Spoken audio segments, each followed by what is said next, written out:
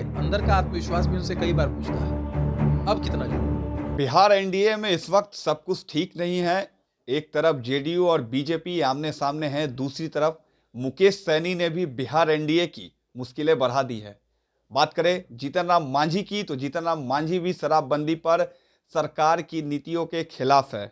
और हमारे साथ जेडीयू के युवा प्रवक्ता जो खासकर इन 4-5 दिनों से मीडिया में बने हुए हैं, संजय जायसवाल पर बयान देने के बाद हमारे साथ मौजूद हैं अभिषेक झा जी।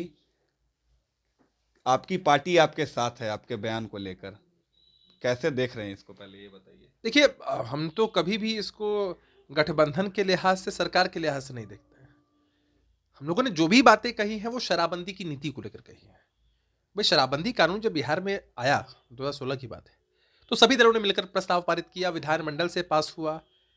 एक अच्छी उम्मीद के साथ बिहार में माहौल में परिवर्तन हुआ है, इस बात को भी कोई नकार नहीं सकता है।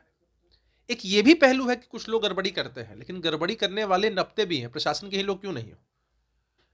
लेकिन अगर कहीं स्थितियां अच्छी नहीं होती हैं तो इसका यह कतई मतलब नहीं है कि शराबबंदी कानून को ही क्रिटिसाइज किया जाए, उस नीति पर ही सवाल उठाया जाए, उसको वापस करने की बात की जाए।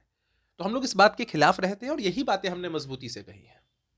बीजेपी कहीं ना कहीं आप लोगों पर हमलावर हो गई थी आपके बयान के बाद, आपकी पार्टी ने आपका समर्थन किया। जीतन राम मांझी खुल के बोल रहे, क्या एनडीए में सब कुछ इंटैक्ट नहीं हो पा रहा है, क्योंकि आसार लग रहे हैं कि राजद से आपके रिश्ते काफी क्लोज होते जा रहे हैं। देखिए, उसको मैंने शुरू में ही स्पष्ट तरीके से कहा कि इसको गठबंधन के लिहाज से देखने की जरूरत नहीं है।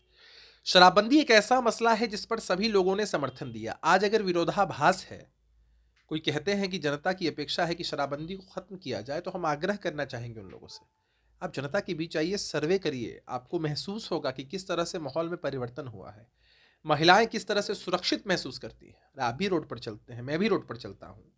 आज आपको कहीं कोई दिखाई पड़ता है जो शराब पीकर नौटंकी कर रहा हो? माहौल में परिवर्तन हुआ है, और अगर कोई इस बात को क्रिटिसाइज करता है तो ये उचित नहीं मानते हैं। ऐसे तो लोकतंत्र में हर किसी को अभिव्यक्ति की आजादी है, कोई कुछ भी कहेंगे, लेकिन इस तरह शराबबंदी के खिलाफ रहना हम उचित नहीं मानते हैं। आप सर्वे की बात कर रहे हैं, यही सवाल मैं भी आपसे कर रहा हूं कि जीतन राम मांझी और आरजेडी दोनों कह रहे हैं कि नीतीश कुमार को बिहार के जनता के बीच जाके सर्वे करा लेना चाहिए। अगर जनता कहती है कि इस कानून को वापस लेना है, तुरंत इसको रूल बैक करना चाहिए। क्या लगता है, अगर नीतीश कुमार जनता के पास जाएंगे तो जनता रोल बैक करने के लिए कहेगी इन्हें?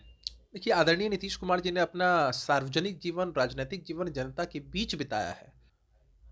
उन्हें मालूम है, उन्होंने महिलाओं के आग्रह पर ही बिहार जैसे कम राजस्व वाले प्रदेश में गांधी जी के विचारों के अनुरूप चलकर इतना मजबूत कदम उठाया। आपको याद होगा, आदरणीय प्रधानमंत्री नरेंद्र मोदी जी ने नीतीश कुमार जी के साहसिक कदम की सराहना की थी और आग्रह किया था हर एक दल से, संगठन से, कि आप लोग भी सहयोग करिए।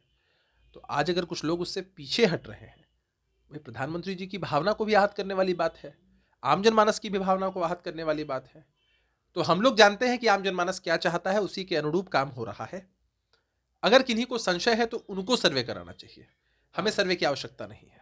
राजद कह रही है कि आने वाले सत्र में अविश्वास प्रस्ताव लाएगी। अगर विधानसभा में इस पर वोटिंग होती है तो क्या लगता है आप लोगों के पास आंकड़ा होगा? क्योंकि सरकार में इस वक्त आप है, लेकिन आपके अलायंस पार्टनर धमकी पे धमकी दिए जा रहे हैं इस मामले को लेकर। राजद अपने बयानों से हमेशा इस बात को प्रूव करती है कि उनके लिए सबसे बड़ी प्राथमिकता है सरकार में आना। उनके अंदर का आत्मविश्वास भी उनसे कई बार पूछता है, अब कितना झूठ बोलोगे? होली बीत गई, दिवाली बीत गया, छठ बीत गया, नया साल आ गया, अब तो खरमासी बीत चुका है। दिवा स्वप्न क्यों देख रहे हो? अब तो झूठ बोलना छोड़ो। तो उनके अंदर का जो विश्वास है वो पहले से हिला हुआ है। आत्मविश्वास की इतनी कमी है, इसलिए इस तरह की बातें करते हैं। इस तरह की बातों का कोई औचित्य नहीं है।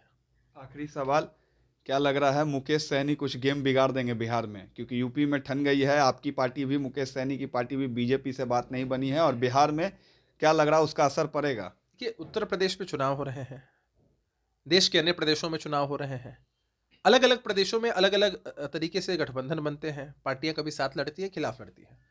उनसे बिहार के परिप्रेक्ष्य में उनको जोड़कर देखने की आवश्यकता नहीं है। बिहार में एक स्टेबल गवर्नमेंट है आदरणीय नीतीश कुमार जी के नेतृत्व में, और मजबूती से बिहार के विकास के लिए, न्याय के साथ विकास के एजेंडे पर काम हो रहा है। 25 तक चलेगी ये सरकार? अरे, निश्चित रूप जनता ने मैंडेट दिया है आदरणीय नीतीश कुमार जी के चेहरे पर, चलना ही।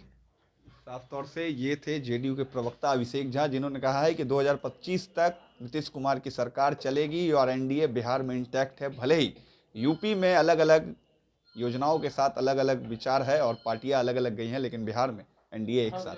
आप बने रहे न्यूज़ प्यार के साथ। मैं अनुराग पटना।